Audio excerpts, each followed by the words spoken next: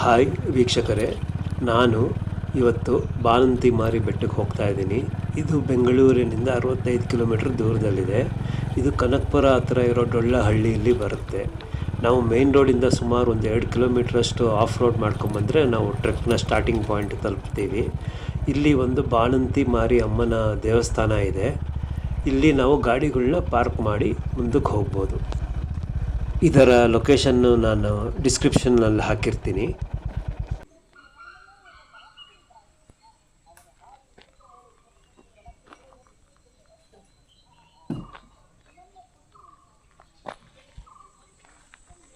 ನಾವು ಗಾಡಿ ನಿಲ್ಲಿಸ್ಬಿಟ್ಟು ಮುಂದೆ ಬಂದರೆ ಇಲ್ಲೊಂದು ಚೆಕ್ ಪೋಸ್ಟ್ ಸಿಗುತ್ತೆ. ಅದರ ಪಕ್ಕದಲ್ಲೇ ಒಂದು ಕಲ್ಯಾಣಿ ಸಹ ಇದೆ. ಇವತ್ತು ಚೆಕ್ ಪೋಸ್ಟಲ್ಲಿ ಯಾರೂ ಇಲ್ಲ.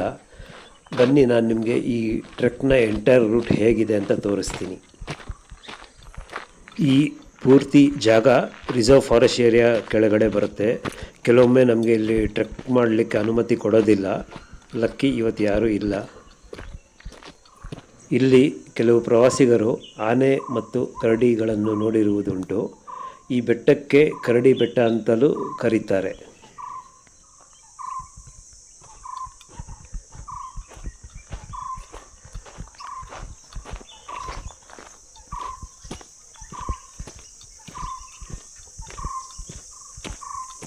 ಈಗ ಸದ್ಯಕ್ಕೆ ನಾನೊಬ್ಬನೇ ಟ್ರೆಕ್ ಮಾಡ್ತಾ ಇದ್ದೀನಿ. ಬಟ್ ನನಗಿಂತ ಮೊದಲು ಕೆಲವು ಜನ ಹೋಗಿದ್ದಾರೆ, ಯಾಕಂದರೆ ಪಾರ್ಕಿಂಗಲ್ಲಿ ಗಾಡಿಗಳಿತ್ತು.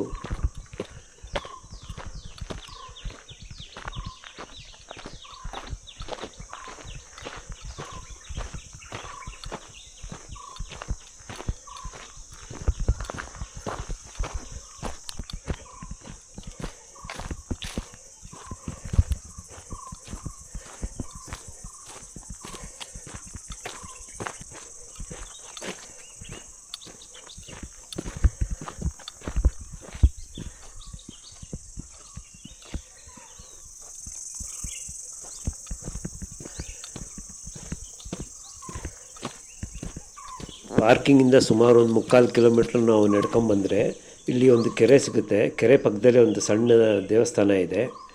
ಇಲ್ಲಿ ನಮಗೆ 2 ಬೆಟ್ಟ ಇದೆ. ಒಂದು ದೊಡ್ಡ ಬಾಣಂತಿ ಮಾರಿ, ಇನ್ನೊಂದು ಚಿಕ್ಕ ಬಾಣಂತಿ ಮಾರಿ. ಸೀದಾ ಹೋದರೆ ನಾವು ಚಿಕ್ಕ ಬಾಣಂತಿ ಮಾರಿಗೆ ಹೋಗ್ತೀವಿ. ಬಟ್ ನಾವು ಇವಾಗ ಎಡಕ್ಕೆ ತಿರ್ಕೊಂಡು ದೊಡ್ಡ ಬಾಣಂತಿ ಮಾರಿ ಬೆಟ್ಟ ಹತ್ತೋಣ ಬನ್ನಿ. ಈ ದೊಡ್ಡ ಬಾಣಂತಿ ಮಾರಿ ಟಾಪ್ ತಲುಪಲು ನಮ್ಮ ದಾರಿನ ನಾವೇ ಮಾಡ್ಕೊಂಡು ಹೋಗಬೇಕಾಗತ್ತೆ. ಯಾಕೆಂದರೆ ನೋಡಿ, ದಾರಿ ಈ ರೀತಿ ಇದೆ. ಬೊಂಬು ಮರಗಳಿದೆ, ಕಲ್ಲು ಬಂಡೆಗಳಿದೆ, ಒಣಗಿದ ಮರಗಳಿದೆ, ಒಣಗಿದ ಎಲೆಗಳು ಬಿದ್ದಿದೆ ತುಂಬ. ಇಲ್ಲಿ ಯಾವುದೇ ಥರದ ಮಾರ್ಕಿಂಗ್ಸ್ ಇಲ್ಲ. ಸೊ ಇಲ್ಲಿ ಮತ್ತೆ ನಾವು ನಡೆಯುವಾಗ ಭಾಳ ಹುಷಾರಾಗಿರಬೇಕು. ಯಾಕೆಂದರೆ ತುಂಬ ಒಣಗಿದ ಎಲೆಗಳಿದೆ. ಅದ್ರ ಕೆಳಗಡೆ ಹಾವು ಗೀವು ಏನಾದರೂ ಇದ್ದರೆ ತುಳಿದುಬಿಟ್ರೆ ಕಷ್ಟ. ನಮಗೆ ಐಡೆಂಟಿಫೈ ಮಾಡೋದು ಭಾಳ ಕಷ್ಟ ಇದೆ ಇಲ್ಲಿ. ಮತ್ತು ನಾವು ಇಲ್ಲಿ full sleeves T shirt pant ಹಾಕೊಂಬಂದರೆ ಒಳ್ಳೆಯದು. ಇಲ್ಲಾಂದರೆ ಮೈಕೈ ಎಲ್ಲ ತರ್ಚ್ಕೋಬೇಕಾಗತ್ತೆ.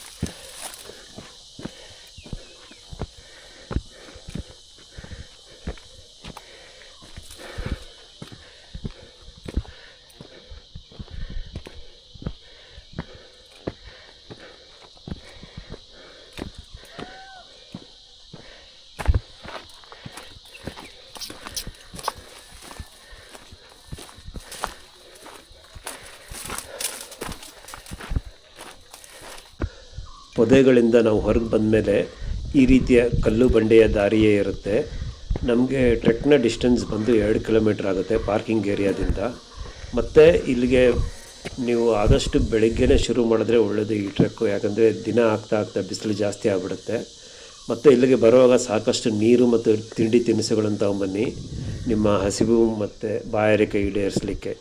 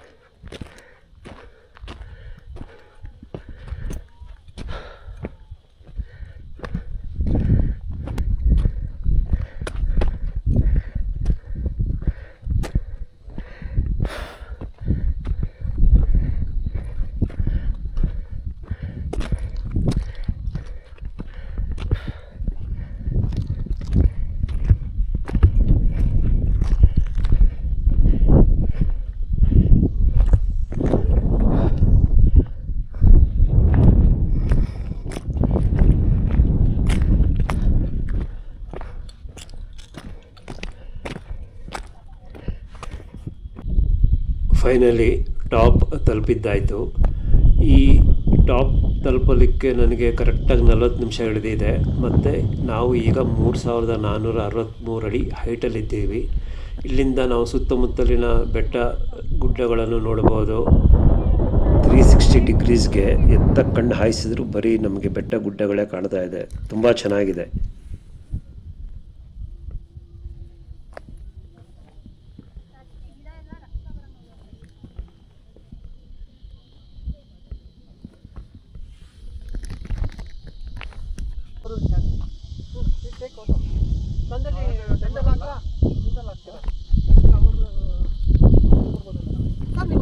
ಫೋಟೋ ತೆಗಿತೀರಾ? ನಮ್ದು ಫೋಟೋ DSLR ಯೂಸ್ ಮಾಡಿಲ್ಲ, ತೋರಿಸ್ಕೊಟ್ರೆ ಬಟನ್ ಪ್ರೆಸ್ ಮಾಡೋದು. Done done done done done done done.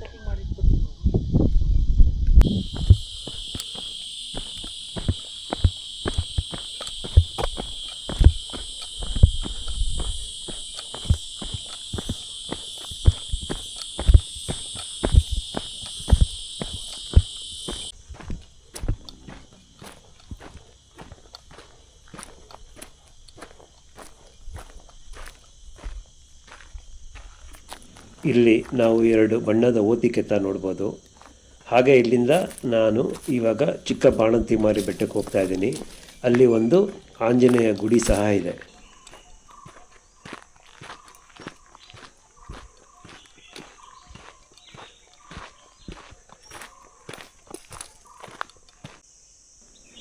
ಚಿಕ್ಕ ಬಾಣಂತಿಮಾರಿ ಬೆಟ್ಟದ ದಾರಿ ಬಹಳ ಸುಲಭವಾಗಿದೆ. ನಮಗೆ ದಾರಿ ಉದ್ದಕ್ಕೂ ಅಲ್ಲಲ್ಲಿ ಆ್ಯರೋ ಮಾರ್ಕ್ಸ್ ನಾವು ನೋಡಬಹುದು. ದೊಡ್ಡ ಬಾಣಂತಿಮಾರಿ ಕಂಪೇರ್ ಮಾಡಿದ್ರೆ ಇದು ಭಾಳ ಈಸಿ. ಇದನ್ನು ಎಲ್ಲ ವಯಸ್ಸಿನವರು ಮಾಡಬಹುದು. ಆದರೆ ದೊಡ್ಡ ಬಾಣಂತಿಮಾರಿ ಬೆಟ್ಟಕ್ಕೆ ತುಂಬ ಜನ ಬರೋಲ್ಲ, ಯಾಕಂದರೆ ಅದು ಕೆಲವು ಜಾಗದಲ್ಲಿ ಭಾಳ ಕಷ್ಟವಾಗಿದೆ. ಮತ್ತು ಇಲ್ಲೊಂದು ನೋಡಿ, ಈ ದೊಡ್ಡ ಮರಕ್ಕೆ ಸೀರೆ ಉಡಿಸಿ ಪೂಜೆ ಮಾಡಿದ್ದಾರೆ. ಇದರ ಮಹತ್ವ ಏನು ಅಂತ ನನಗೆ ಗೊತ್ತಿಲ್ಲ.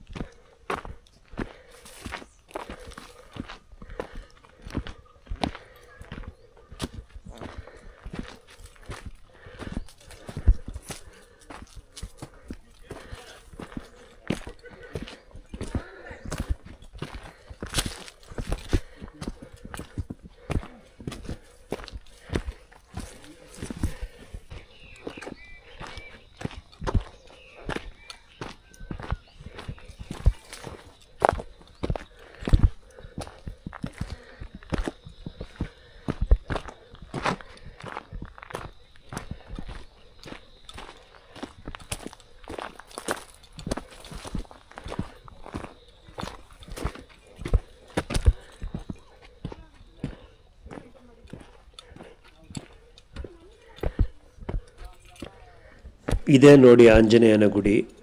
ಎಷ್ಟು ಚೆನ್ನಾಗಿ ಬಂಡೆ ಮೇಲೆ ಆಂಜನೇಯ ಮೂರ್ತಿಯನ್ನು ಕೆತ್ತಿದ್ದಾರೆ. ಪೂಜೆ ಸಹ ಮಾಡಿದ್ದಾರೆ. ಇಲ್ಲಿಂದ ನಾವು ಹಾಗೆ ಸ್ವಲ್ಪ ಮುಂದಕ್ಕೆ ಮೇಲೆ ಹೋದರೆ ಒಂದು ವ್ಯೂ ಪಾಯಿಂಟ್ ಇದೆ, ಅದು ನೋಡೋಣ ಬನ್ನಿ. ಯಾರೂ ಇಲ್ಲ. ಆಕ್ಚುಲಿ ಇಲ್ಲಿಗಲ್ ಅದಕ್ಕೆ ಹಾಂ ಹಾಂ ಹಾಂ ಹಾಂ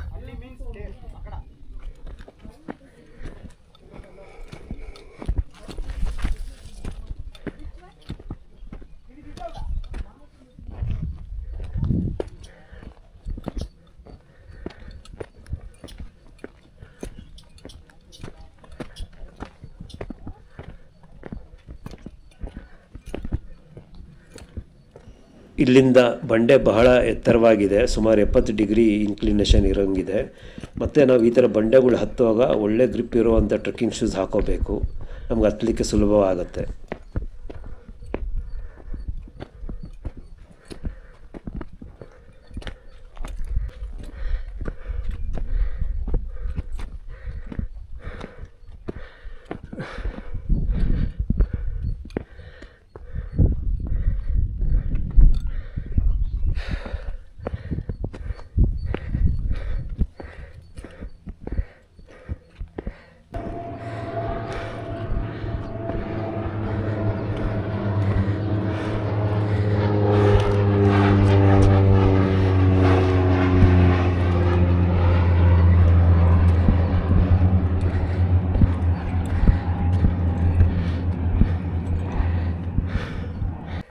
ಇಲ್ಲಿ ಗೋಡೆಯ ಅವಶೇಷಗಳನ್ನು ನೋಡಬಹುದು. ಅದು ಯಾವ ಗೋಡೆ ಏನು ಡೀಟೇಲ್ಸ್ ಗೊತ್ತಿಲ್ಲ.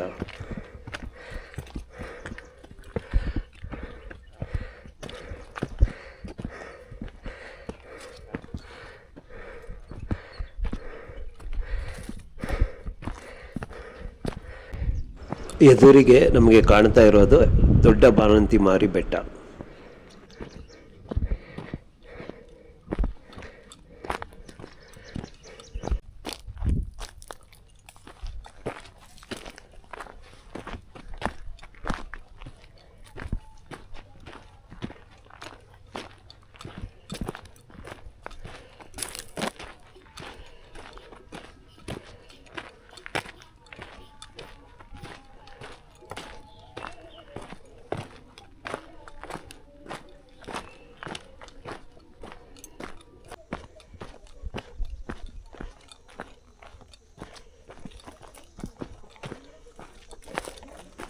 ಇಲ್ಲಿಂದ ಕೆಳಗೆ ಬಹಳ ಆಳ ಇದೆ. ಬನ್ನಿ, ಇನ್ನು ನಾನು ವಾಪಸ್ ಇಳಿಲಿಕ್ಕೆ ಶುರು ಮಾಡ್ತೀನಿ.